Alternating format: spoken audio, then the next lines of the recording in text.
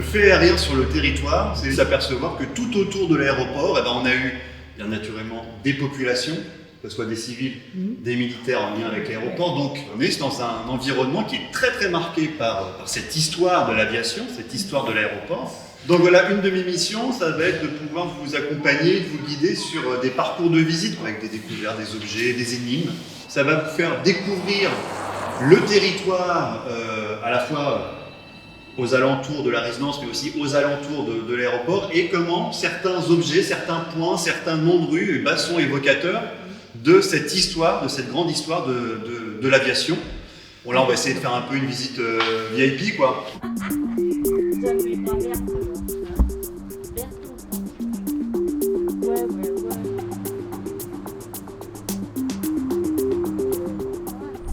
De la journée, là, c'est de vous présenter un peu l'histoire de l'aéroport, de son développement. Et puis, au deuxième. Et puis, on va tourner autour parce que l'aéroport, lorsqu'il s'est installé, ça a eu des répercussions sur le territoire.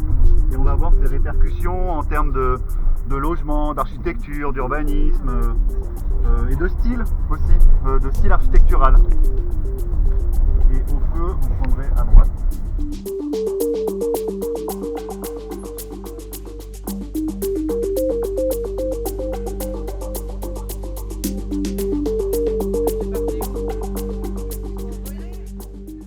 On est arrivé ici en 1975 et tous les 2 ans on allait au salon, alors vraiment, oui.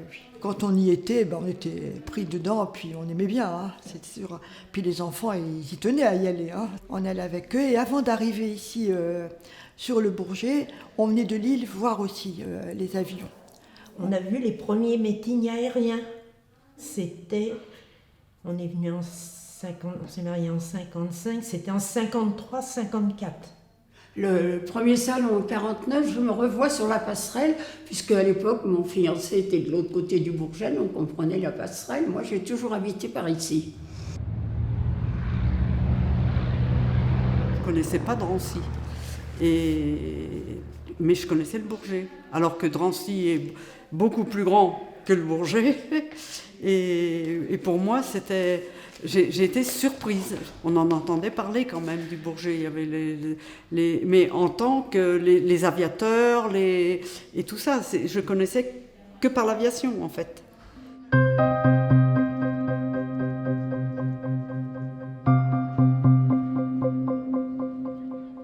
En 1919, c'est l'arrivée des premiers passagers. Et c'est là où le Bourget devient aéroport civil. Alors à l'époque, des passagers par an, il y en a à peine 1 millier, parce que ça coûte très cher, c'est peu répandu et il y a peu d'avions.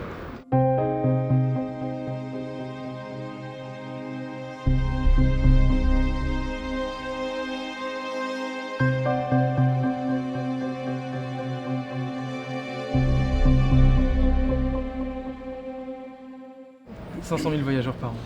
Et ensuite, à partir de 52-53, par contre, ça se calme parce que Air France part à Orly. Ah voilà, c'est la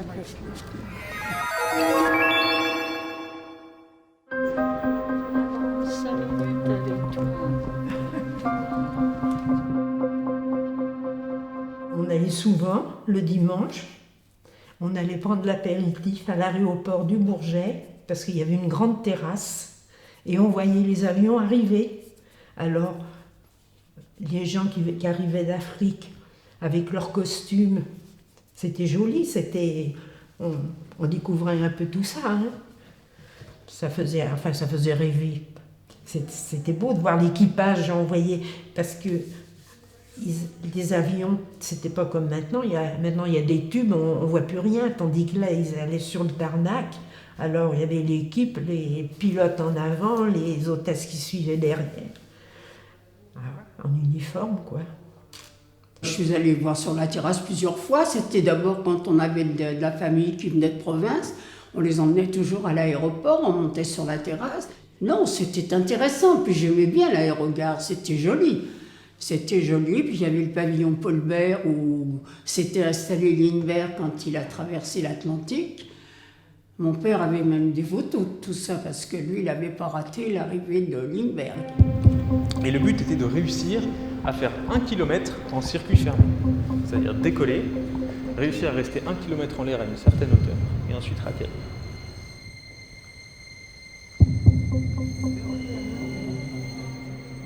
La ville est quand même très liée à l'aérien. Le nom des cafés, le nom des rues. Est-ce que vous, ça vous a impacté ces choses-là ? Est-ce que déjà vous preniez l'avion au Bourget ? Est-ce que vous avez pris l'avion au Bourget ? On l'a pris plusieurs fois. Ouais. Oui. Moi, ma fille, quand elle a épousé mon gendre, il ne travaillait pas encore. Et puis, bon, ses parents ont pu le faire rentrer à Air France. Eux, ils travaillaient à Air France. Et leurs parents avant travaillaient à Air France. C'était la C'était famille. toujours la famille. D'accord, ok. voilà. Ah oui, il y avait des dynasties. Oui, tout à fait. Ok. Il y est encore, d'ailleurs, mon gendre.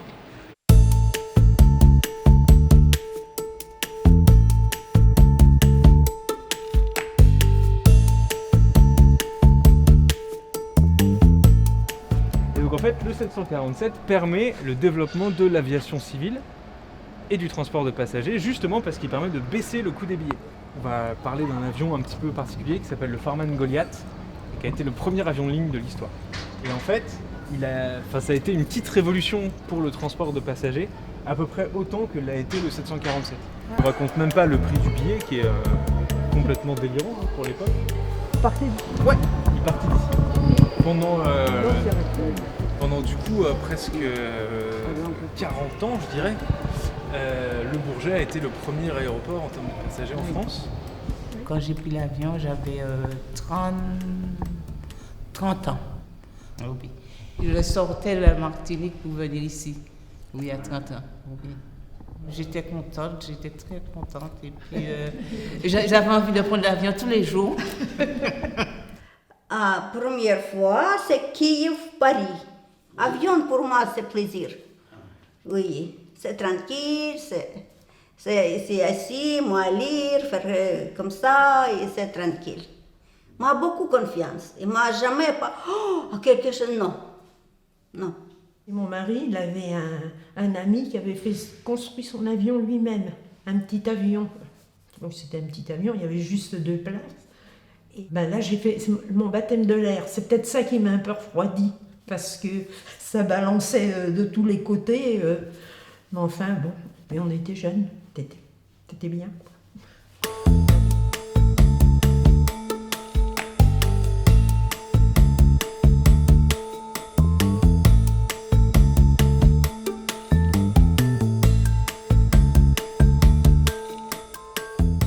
Un kilomètre tous les 3 secondes.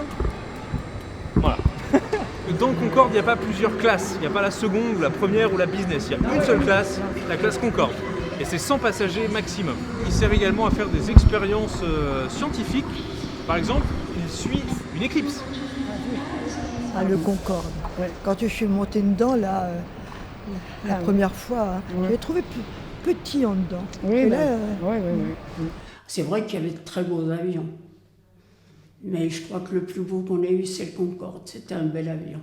La dernière fois qu'il a fait un passage, plusieurs, ben j'en ai pleuré. Il était beau cet avion. Du reste, je l'ai en tout petit. Et moi, j'ai un petit-fils, un arrière-petit-fils de 4 ans. Il est passionné déjà. Il demande à son... Ils habitent Aubervilliers, mais il demande à son papa souvent de venir... Alors lui, peut-être que c'est lui qui m'apprendra encore plus.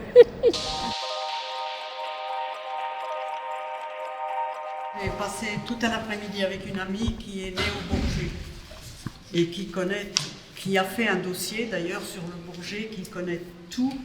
Enfin, elle s'est documentée, je veux dire, elle a appris à connaître. Alors, je sais qu'ils ont mis 90 ans pour devenir une commune. C'est Dugny, Blanc-Ménil, La Courneuve et Drancy qui ont donné du terrain. On disait un petit village au Bourget. Hein, Georgette ? D'ailleurs, il y avait des fermes aux alentours, ils ont pris des terrains pendant qu'ils étaient partis à la guerre en 18. Il y en a qui se sont retrouvés en revenant, ils n'avaient plus leur terrain. Ça faisait comme un petit village. D'abord, on avait un champ de blé en face de chez nous. Maintenant, on a vu construire l'autoroute du Nord. On a vu construire le foyer. Enfin, c'est bon, ça a changé, hein. 65 ans. On est au Bourget.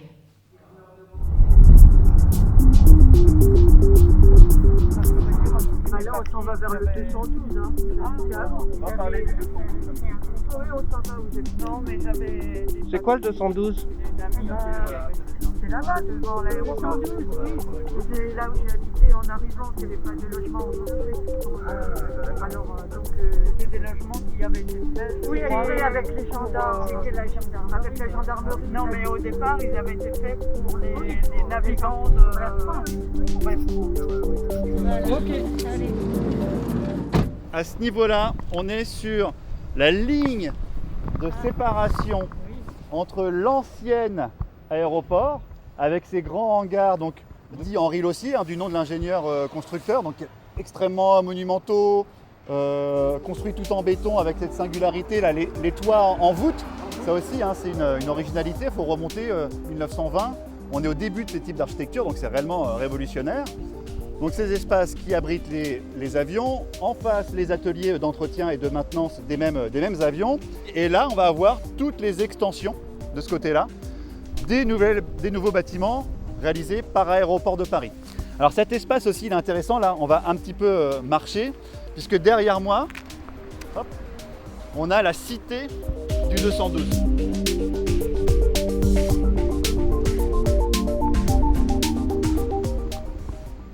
C'est immense le 212, parce qu'en ça fait comme des ponts, puis c'est, je sais pas combien. Oh, ça devait être les premiers HLM peut-être qui avaient été faits. Enfin, il n'y a pas eu beaucoup d'immeubles de fait. Et maintenant, oui, ça s'est construit, mais à l'époque, il n'y avait pratiquement pas d'immeubles. Alors, je suis arrivée ici en 1975, au 212. Et puis, on a trouvé au Pont Tiblon, c'était que des petits pavillons, tous des petits pavillons. Et toutes les rues, c'était les noms des aviateurs. Ça nous avait marqué parce que nous, c'était rue Clément Ader. Ma fille, elle habitait derrière. Les gosses, ils allaient à l'école à Rose-Blanc, là. Il y a une école là derrière. Quand ça a été protégé monument historique, c'est une démarche curieuse pour les habitants. Et pourquoi ici, l'environnement n'est pas terrible. Et ça a permis de remobiliser un peu les gens. Le bailleur s'est aussi remobilisé pour réhabiliter. Là où vous vivez, c'est un endroit qui est quand même remarquable, exemplaire, protégé monument historique. Et voilà, expliquer qu'on n'est pas sur un endroit qui est totalement dégradé, mais au contraire plutôt quelque chose de valorisé, ça aide à mieux vivre ensemble et à mieux vivre chez soi.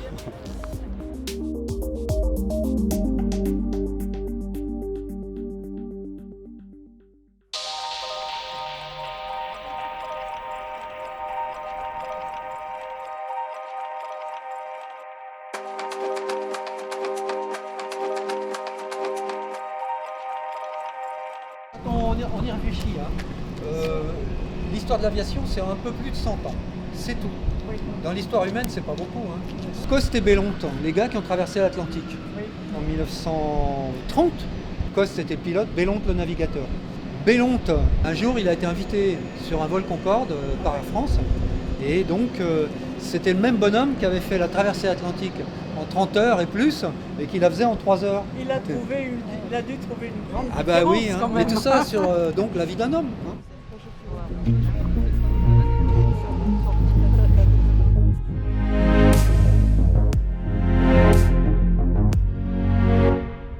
L'avenir des avions passagers, c'était le Concorde. Le 2707, le supersonique de Boeing, était à étudier en même temps que le 747. Dès le départ, ils ont pensé qu'il était nécessaire de prévoir une deuxième version de l'avion en cargo. Et en cargo, le nez se coupe et on peut passer la charge sous le poste de pilotage. Mais donc, comme ils ont pensé à faire les deux avions en même temps, dès le début de la conception, eh bien, l'avion a une bosse, comme ça, au-dessus de la cabine. Il est le seul. Donc, quand vous voyez cette bosse, vous êtes sûr que c'est un 747. Nous allons bientôt entamer notre descente dans 6 minutes exactement. Le temps de descente environ 27 minutes et nous arriverons à New York avec à peu près 5 minutes d'avance. À tout à l'heure. Un avion de ligne comme un 380, on n'en invente pas un tous les 2 ans. C'est 10 ans de développement, c'est après des années et des années de service. Un avion de ligne, c'est utilisé pendant 30 ans.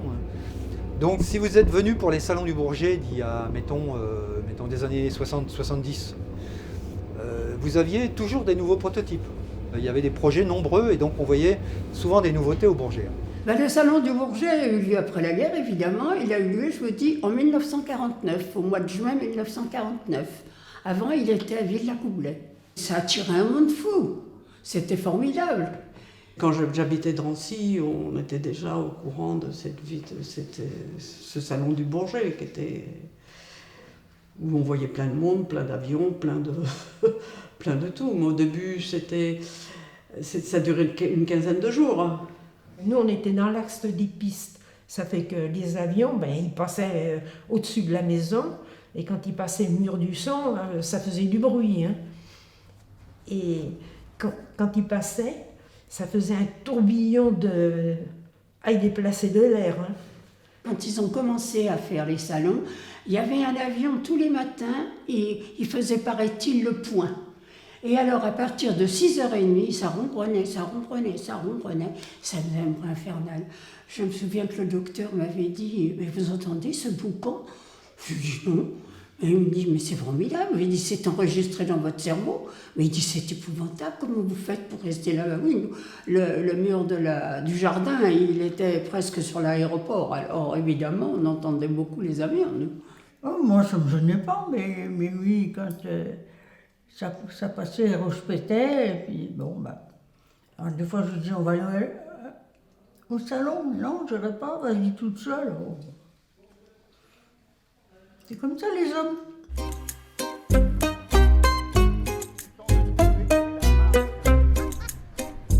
Mesdames, aujourd'hui, on va faire fonctionner votre sens de l'observation, vos connaissances sur l'aviation. Et donc on va faire divers arrêts où sur chaque arrêt il y aura des questions. Vous allez devoir y répondre, mais bon, c'est principalement du sens de l'observation et pas du tout de la connaissance. Un objet utilisé pour la navigation aérienne. Lequel? Compas, carnet de vol, boussole? Carnet de vol. Voilà. Alors donc vous pouvez cocher, hop, là.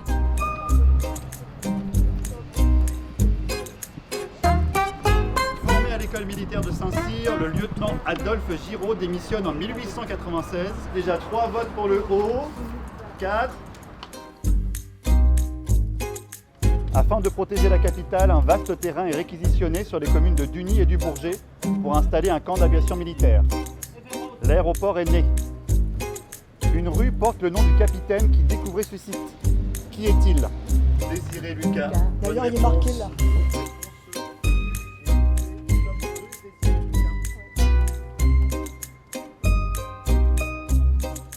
À l'aide de la photo ci-dessus sur le plan, devinez de quel côté les hangars ont été prolongés.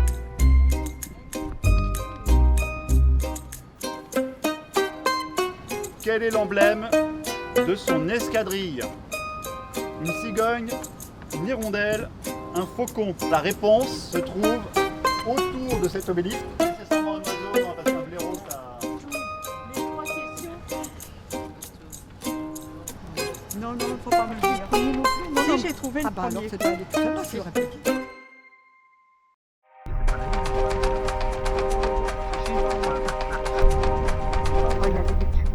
Des champs de tulipes magnifiques là. C'est quoi cette histoire de tulipes là? Eh ben, il y avait des plantations de tulipes. À la saison des tulipes, on pouvait aller voir tous les voilà. champs de tulipes. Après 200 C'était des horticulteurs? Oui, c'était magnifique. Des champs de tulipes.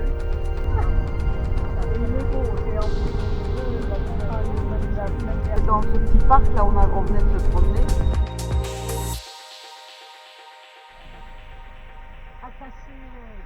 Caserne de Rose, pourquoi Caserne de Rose?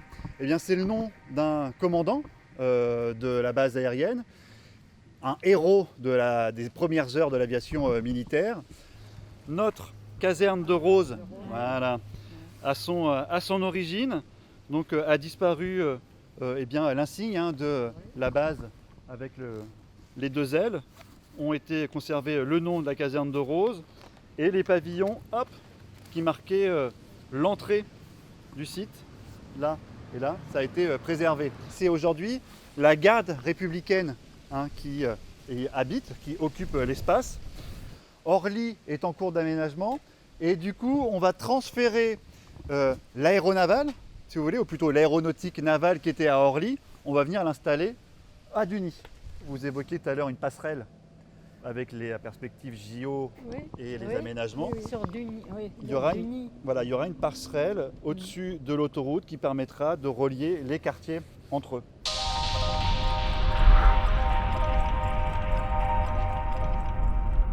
Sur la gauche, la cité des Guillets, une sorte de cité-jardin qui associe du logement collectif et du logement individuel pour loger à l'origine dans les années 30 des sous-officiers et leurs familles de la base aérienne.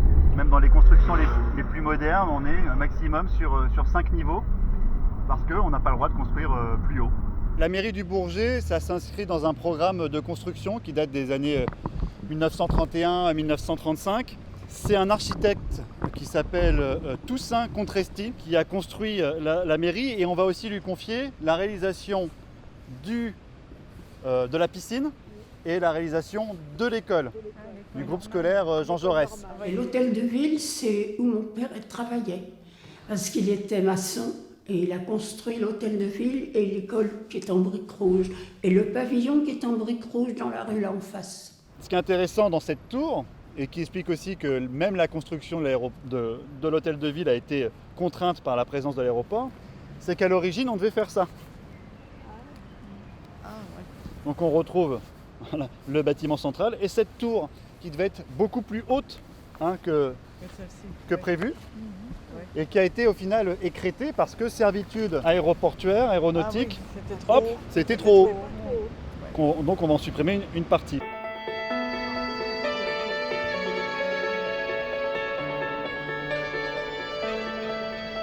Pour les petits enfants, ils vont être contents.